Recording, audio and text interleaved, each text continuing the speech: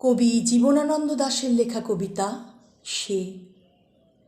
আমাকে সে নিয়েছিল ডেকে, বলেছিল এ নদীর জল তোমার চোখের মতো ম্লান বেদফল। সব ক্লান্তি রক্তের থেকে স্নিগ্ধ রাখছে পটভূমি।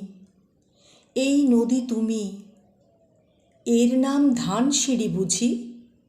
মাছরাঙাদের বললাম, গভীর মেয়েটি এসে দিয়েছিল নাম।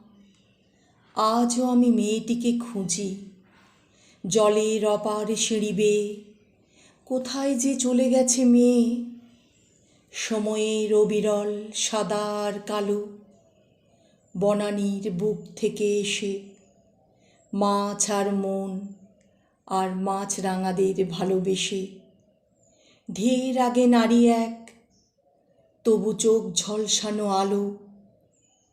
ভালোবেসে 16 আনা নাগরিক যদি না হয়ে বরং হতো ধানসিঁড়ি নদী।